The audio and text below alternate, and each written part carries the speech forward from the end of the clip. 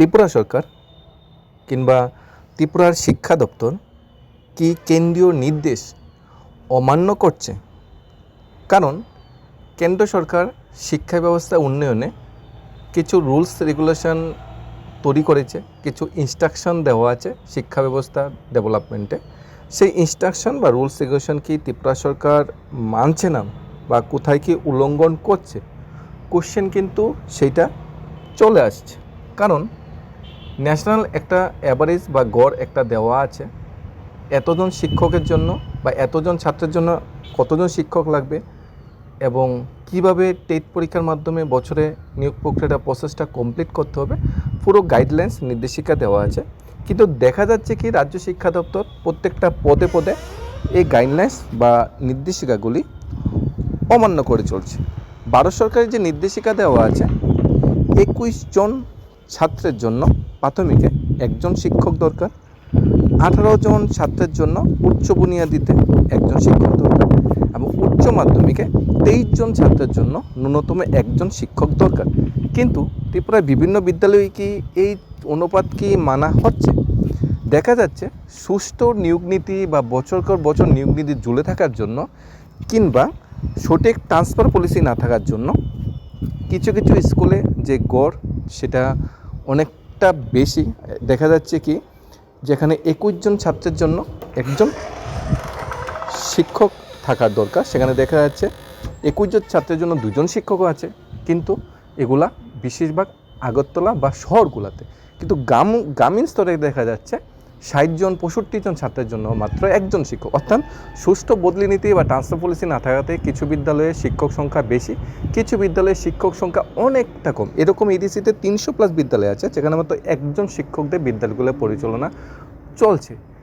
সর্বমোট যদি ত্রিপুরার স্টুডেন্ট সংখ্যার সাথে শিক্ষক সংখ্যার গড় অনুপাত যাচাই করা হয়, সেখানেও দেখা যাচ্ছে ছাত্রছাত্রীর তুলনায় ত্রিপুরার শিক্ষক পদের শূন্যপদ কিন্তু আছে প্রচুর। বিশেষ করে প্রাথমিক এবং উচ্চ প্রাথমিক যে ডিপার্টমেন্ট যেটা আছে স্কুল এডুকেশন ডিপার্টমেন্টে, সেখানে কিন্তু ক্রাইসিসটা একটু বেশি লক্ষ্য করা যাচ্ছে।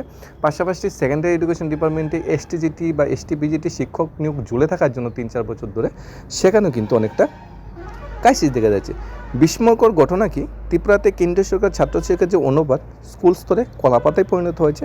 শিক্ষা দপ্তরের ব্যর্থতায় 4668টি সরকারি বিদ্যালয় স্কুলে ছাত্র শিক্ষক অনুপাত সারা দেশের মধ্যে পিছনের দিকে গিয়ে দাঁড়িয়েছে।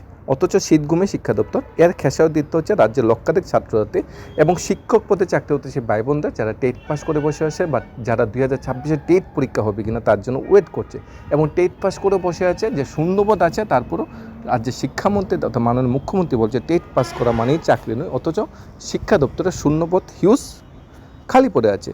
অর্থাৎ ত্রিপুরার যে শিক্ষা দপ্তর বর্তমানে শিক্ষক পদের যে শূন্যতা সেটা কোনোভাবেই দূর করতে পারছে না, না ট্রান্সফার পলিসি অ্যাডাপ্ট করতে পারছে, না নতুন করে মানে বেশি সংখ্যক পদে শিক্ষক নিয়োগ করতে পারছে। শিক্ষা দপ্তর কার্যত পুরো যাত্রায় চলছে বামপন্থী অফিসার ও কর্মচারীর রাজে। রহস্যজনক ঘটনা হলো সরকার সব জেনেও নীরব ভূমিকা পালন করছে। এত সরকার অস্তিত্ব নিয়ে উঠেছে প্রশ্ন। শিক্ষা দপ্তর সূত্রে খবর, রাজ্য ছাত্র শিক্ষকের অনুপাত প্রাথমিকে 62 জন ছাত্রের জন্য একজন মাত্র শিক্ষক, উচ্চ বুনিয়াদিতে 52 জন ছাত্রের জন্য একজন মাত্র শিক্ষক, উচ্চ মাধ্যমিকে 55 জন ছাত্রের জন্য একজন মাত্র শিক্ষক। এই যে গড়টা দেওয়া আছে, এই গড়টা প্রভাতিদৈনিক রাষ্ট্রীয় কণ্ঠর যে গাইডলাইন্স বা যে সার্ভে ওয়াইজ এই গড়টা দিয়েছে, গড়টা একটু বেশি দেওয়া হয়েছে, গড়টা একটু কম হবে। এত ক্রাইসিসও হবে না, কিন্তু ক্রাইসিস তো ছাত্র শিক্ষকের আছে। এর তথ্য থেকে সহজে অনুমেয় ত্রিপুরা স্কুল স্তরে শিক্ষা ব্যবস্থা লাটে উঠেছে। এর ফলে সরকারি স্কুলে শিক্ষক সংকট থাকলেও অন্যতম প্রধান কারণ হলো 4668টি সরকারি বিদ্যালয়ে শিক্ষক শিক্ষিকাদের অসম বন্টন। অর্থাৎ কোনো নেই সুষ্ঠু বদলনীতি, কোনো নেই সুষ্ঠু নিয়োগ নীতি, যার জন্য বছর কি বছর শূন্যপদ পড়ে থাকছে, শূন্যপদগুলোতে নিয়োগ হচ্ছে না, শূন্যপদগুলো এবলিস্ট হয়ে যাচ্ছে। অ্যাজ পার ডাটা তথ্য অনুযায়ী 2018 থেকে 2026 এই যে গত 8 বছরে 3000+ প্রাথমিক শিক্ষকের ভ্যাকেন্সি অ্যাবলিশ করা হয়েছে। সঠিক সময় নিয়োগ না করে তো ওই শূন্যপদগুলি পুরোপুরি অ্যাবলিশ করা হয়েছে, কোনোদিনও নিয়োগ হবে না। উচ্চ মাধ্যমিকে অর্থাৎ টেট 2-তে প্রায় 2000 উপর ভ্যাকেন্সি অ্যাবলিশ করা হয়েছে, যেগুলিতে আর কোনোদিনও নিয়োগ হবে না। 2021-22-এর পরে এসটিজিটি শিক্ষক নিয়োগ টোটালি বন্ধ হয়ে পড়ে আছে, এসটিপিজিটি শিক্ষক নিয়োগ টোটালি বন্ধ পড়ে আছে। 2022-23-এর পরে টেট শিক্ষক নিয়োগ হয়েছে, এও সংখ্যাটা অনেক সামান্য 3-400 মতো নিয়োগ হয়েছে।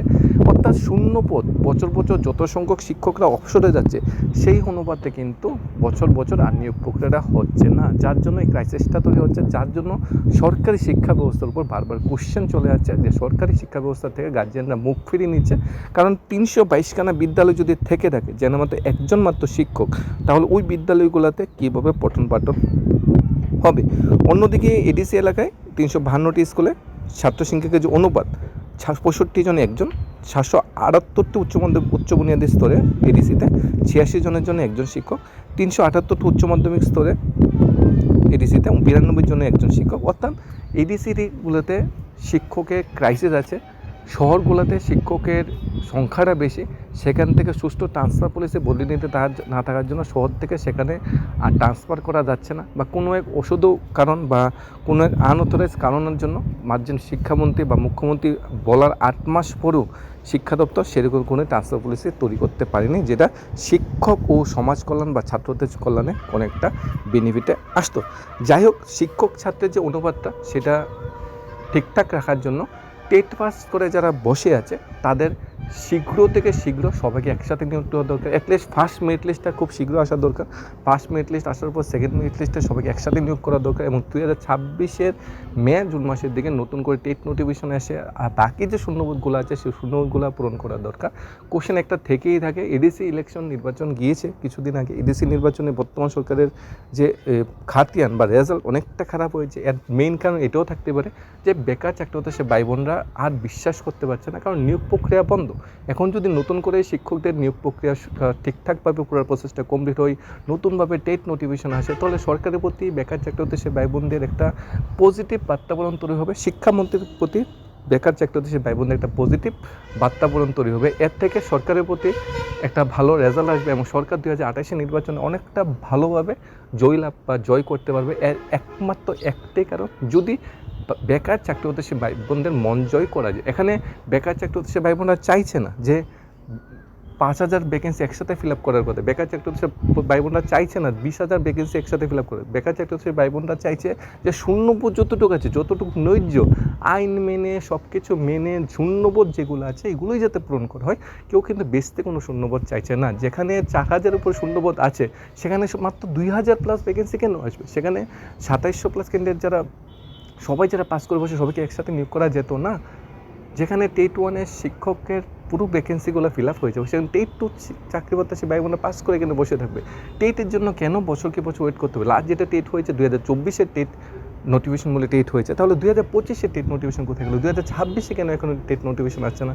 যেখানে সেন্ট্রালে সিটেট পরীক্ষা বছর 2বার হচ্ছে, কেন সেখানে ত্রিপুরায় টেট বছরে একবারও হচ্ছে না, 3-4 বছর পর একবার হচ্ছে? কেন শিক্ষক নিয়োগ নিয়ে এত পরিমাণ গাফিলতি, এত বড় টালবাহানা কেন?